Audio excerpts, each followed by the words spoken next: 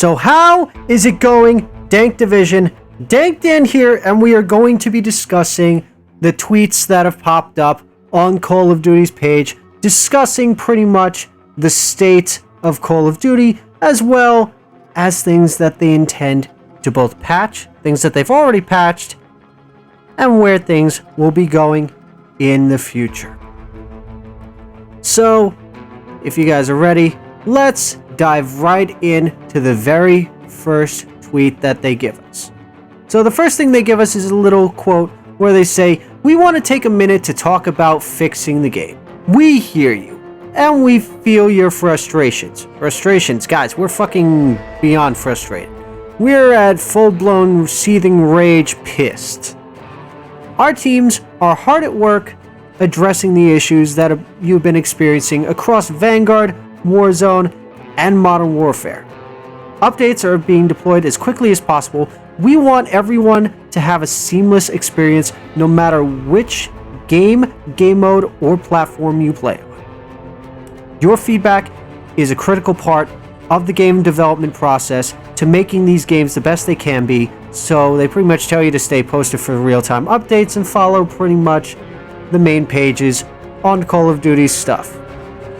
So, where does that leave us? So after that, they actually decided to show us the latest implemented changes for both Vanguard and Warzone Pacific, as well as the known issues that they are working towards fixing. So first, let's talk Vanguard. So as we've already seen, they've fixed a couple of bugs, including, multiplayer stability issues, camo and weapon challenges not exactly tracking, and fixing the spawns, which, let's face it, it wouldn't be a COD game if the spawn wasn't completely fucked. Another thing they fixed is a couple of, weapon and perk balancing, including, reduction of the incendiary grenade damage, a little bit of a sniper buff, improved mortar barrage, shit like that. More importantly, let's talk about the known things that they want to fix. First off, they want to nerf the shotguns, thank God.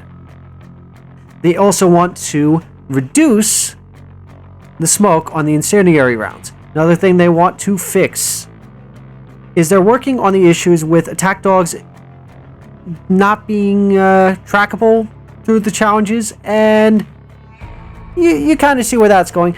It also looks like with the perks that they're going to be fixing bugs for both cold-blooded and high alert, as well as buffing high alert in some way, shape, or form.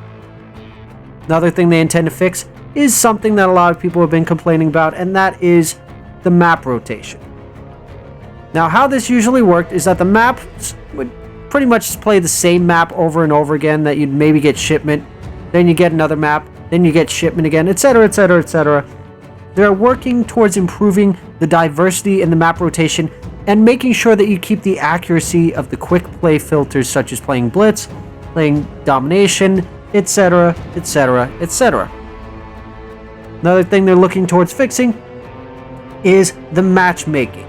They're pretty much looking into why players are disconnecting and being kicked from a party post-match. When you're running with 3 of your friends and for some reason you get kicked out.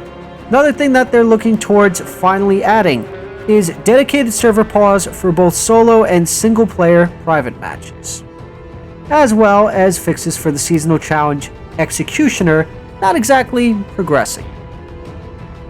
Now, enough about Vanguard, let's slide over to the Warzone Pacific side. So as we're already aware, they have patched the issue with people being able to see through and fire through various areas of caldera. We've already seen with the weapon balancing that they did some adjustments to nerf the akimbo double barrel shotgun, even though, let's face it, it nerfed it, but it didn't bring it down to the ground just yet. Now, there are 3 issues that they were looking into for Warzone Pacific.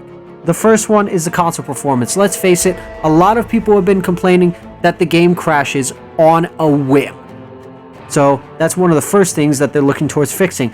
Another big issue, and this seems to be happening specifically with the Cold War skins here, there, and everywhere, is they're fully aware that there are invisible skins in the game. Whether it be Weaver's skin or Mason's Tier 100 skin, these things are all over the place and people are exploiting them while they get the chance.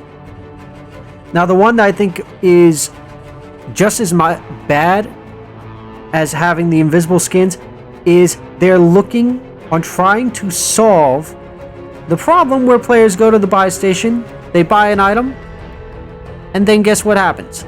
Just like that, they're frozen in place. And guess what? If you're at the buy station and you don't move after a buy, someone is definitely going to see you, someone is going to gun you down, and that's going to be the end of you. And they're hopefully going to be looking towards fixing that. So let's see how that comment section is going to be looking tonight.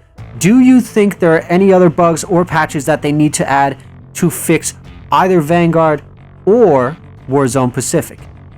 Out of all these things that they're going to be fixing, which one do you think is the most important? Which one do you think is the least important? Don't forget to click that subscribe button, drop a like to keep up to date on all things Call of Duty that are going to be going on throughout the years to come. And with that being said, you guys have a wonderful day, night, whatever you're doing, do it wholeheartedly. And of course, as always, this is Dank Dan signing off. Get them to hit that subscribe button, Dank. It's the only way we can figure out the numbers. 15. What do the numbers mean, Dank? We're wasting valuable time.